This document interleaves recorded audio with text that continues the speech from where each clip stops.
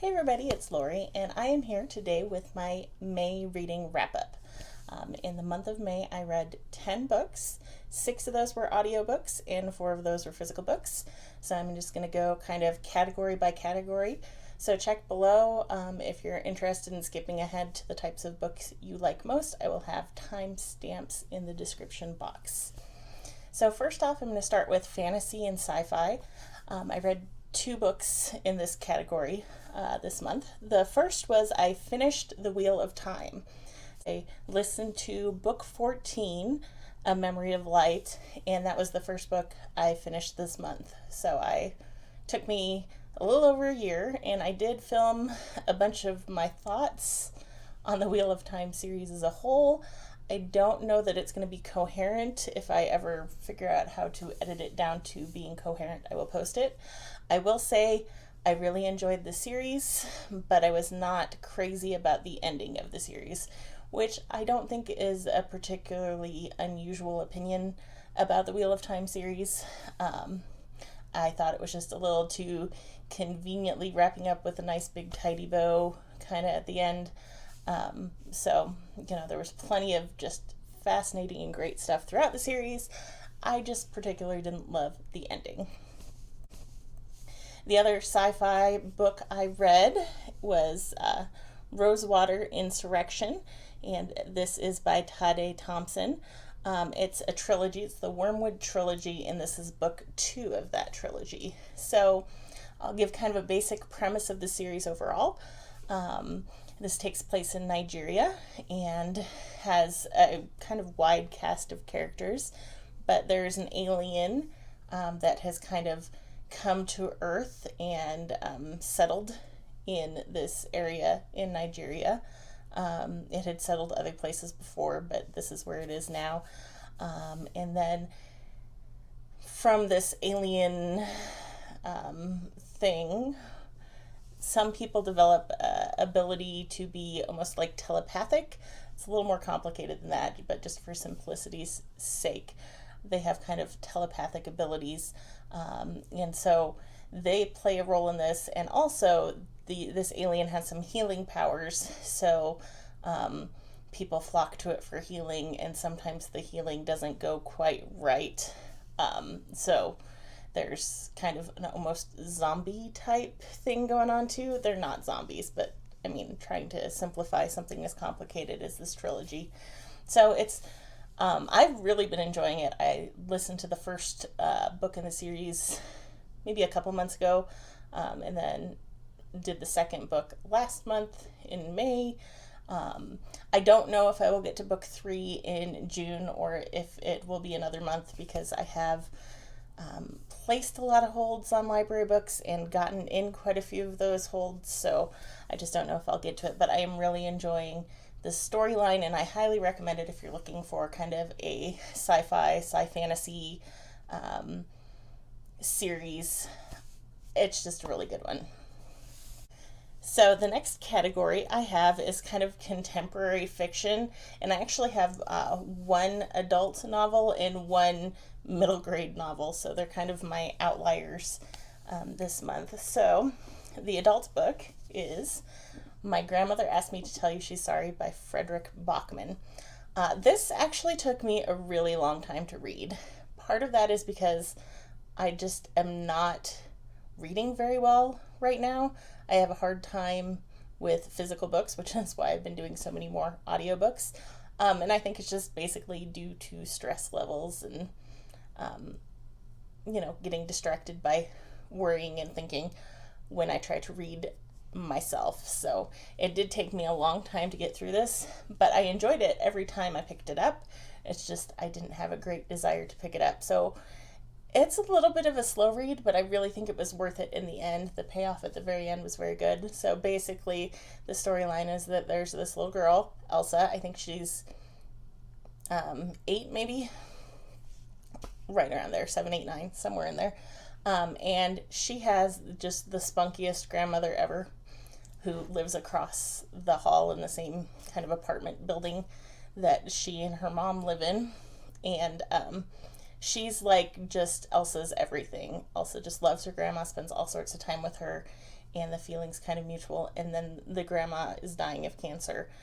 So she leaves behind these letters for Elsa to deliver to different people, basically sending apologies because she wasn't always the easiest person to get along with. So it's kind of the story of Elsa going and delivering these letters and making friends and getting to know her neighbors along the way. And it is a very well done story, but maybe a little bit of a slow read. It just doesn't demand your attention as much as some other books do. But I did really enjoy this one as well.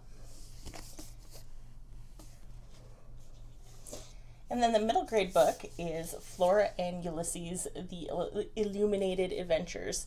This is a book that my kids keep recommending on this channel every time we do videos where we recommend books or desert island reading, or I don't even know what all it's come up in, but multiple times one or the other of my daughters has brought this up on this channel, and I had not read it.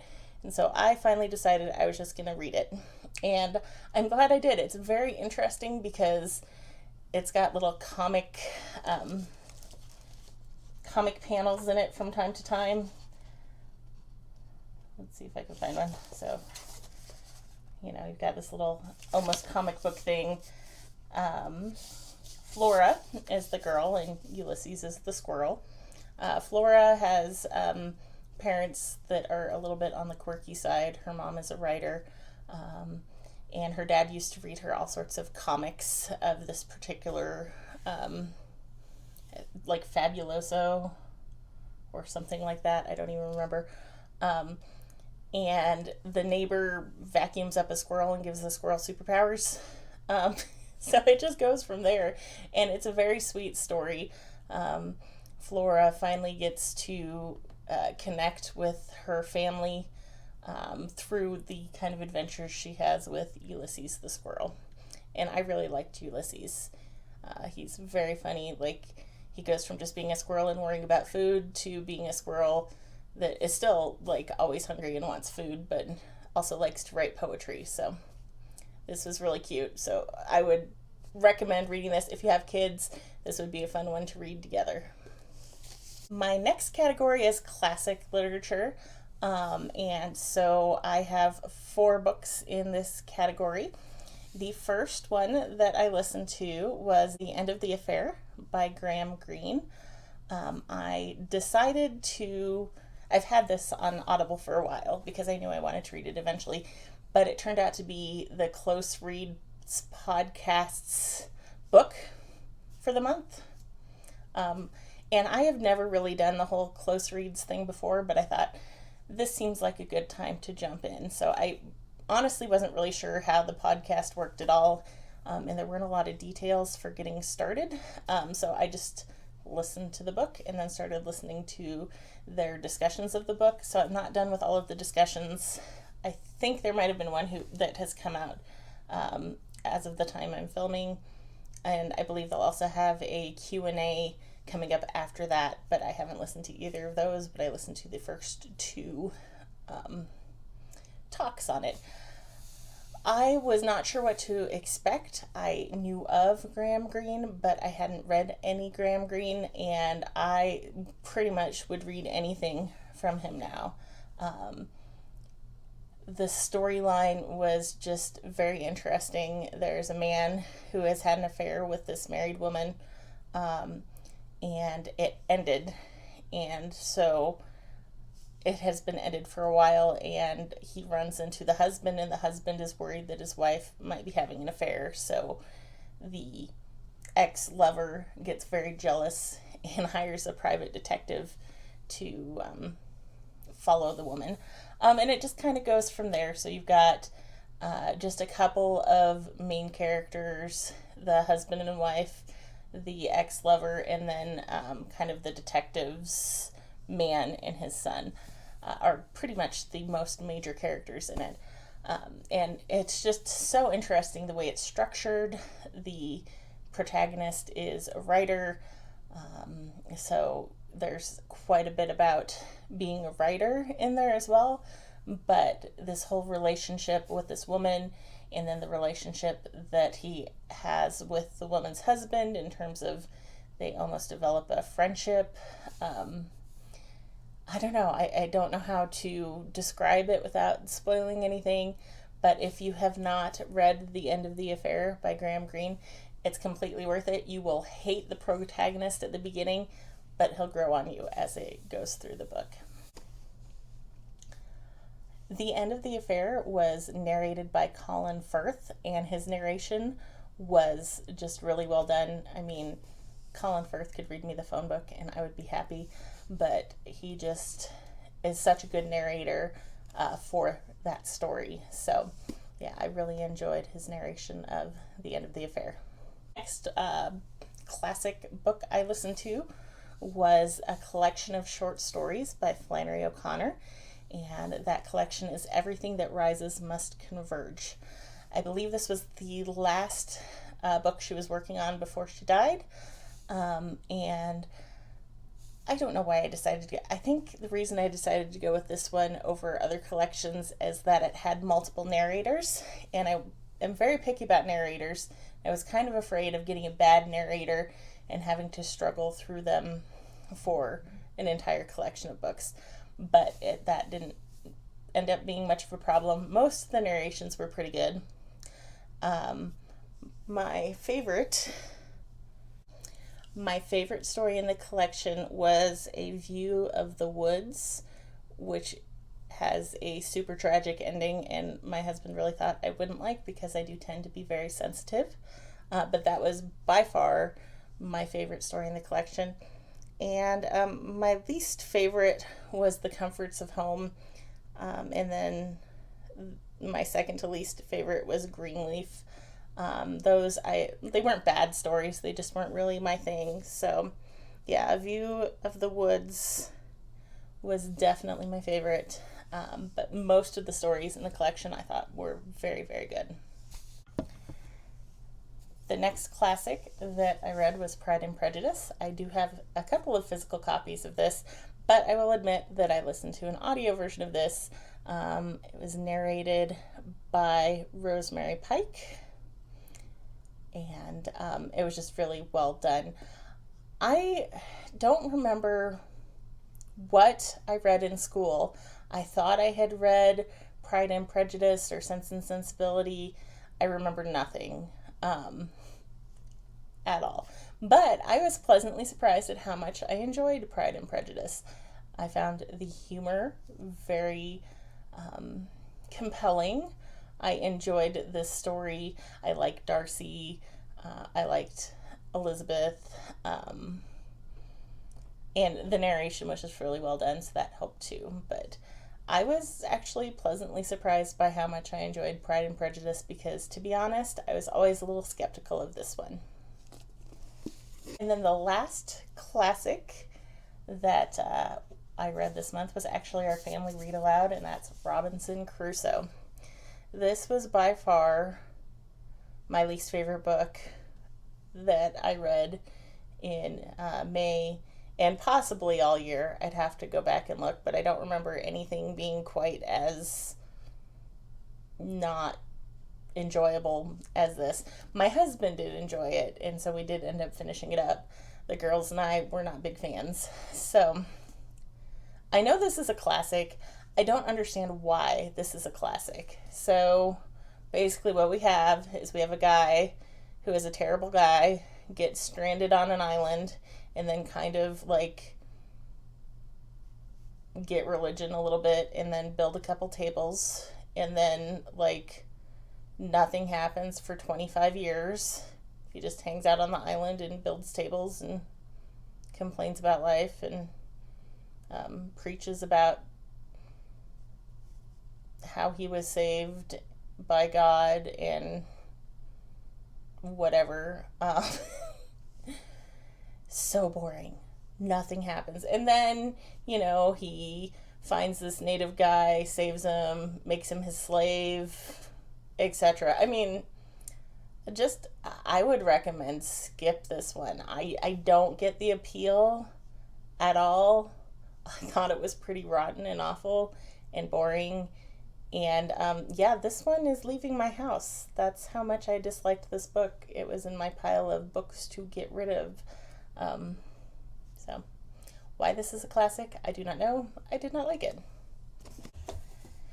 Then my last two books were nonfiction books. The first that I want to talk about is For the Time Being by Annie Dillard. This book, I'm going to have a really hard time explaining because I'm still trying to sort through in my head what it's about. I actually only heard of it because a friend of my husband's posted that it was one of his favorite books on Facebook or something. So my husband told me about it. I was like, okay, if this guy who we've known for, we knew back in college, thinks it's a great book, he's a smart guy, so I'll give it a try. And it was amazingly good. So it's basically about life and death and the purpose of life. And that's about as much as I can really get across. It just goes so many different directions. It talks about genetic mutations, and it talks about the ancient Chinese emperor that buried statues of his soldiers rather than the actual soldiers, and talks about archaeologists, and just so many just different ways, all trying to bring into context why we exist. What is the purpose of existence? So if that sounds interesting to you, I would highly recommend picking this one up. I did listen to this one in audiobook as well, but it just kind of dumbfounded me, and it still does. And so after I finished, I told my husband he had to check it out, and he listened to it too, and he kind of had a similar reaction to me in that we didn't really have a good way of describing what the book is about, but it's so worth your time to read it. And then the last nonfiction book is one of the books I had picked for my Catholic 2020 challenge. And actually, the Flannery O'Connor stories were also for my Catholic 2020 challenge. But that is Girl Arise, a Catholic feminist invitation to live boldly, love your faith, and change the world, by Claire Swinarski. Why do I feel like I talked about this last month? So Girl Arise was fulfilling the challenge of reading a newly published Catholic book. And this is a book that I know when I talked about this. It was in a book haul. This is a book that my husband bought for my oldest daughter for Valentine's Day. And she read it and she loved it. And so I decided that I would be reading it too. And honestly, this was exactly what I needed to read. I read this right at the beginning of the month. And I was going through a very tough time because I had to take a big step away from social media, particularly Facebook, due to just getting into conflicts with people over pretty much everything. And I haven't gone back. I think I had to log into Facebook because my Goodreads had logged out, and I had set that up through my Facebook or something. I don't know, but I was back on there for about 32 seconds before I decided to disable my profile again.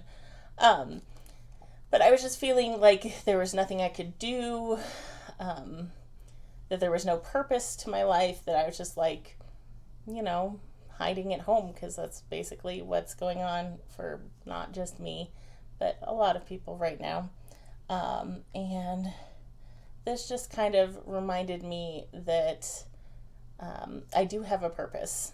And it's a very kind and gentle book. It's written for younger people than me. This is definitely written for a younger audience. But I still got a lot out of it, and I appreciated Claire Swinarski's just openness to talking about kind of the messiness of her life in the context of finding your purpose in life. So I did really enjoy Girl Arise as well. So those are the 10 books that I read in the month of May. If you have read any of the books and want to chat with me in the comments, please feel free to do so. I love having interactions with different people. And, just if you have any comments, any suggestions for me for books that I should check out that this list made you think of or anything like that, just let me know down below. Thank you so much for watching. Feel free to hit subscribe if you like watching people talk about books and book hauls and reading and homeschooling and things like that. I would love to have you back, but I hope you all have a great day, and I will see you next time. Thanks. Bye.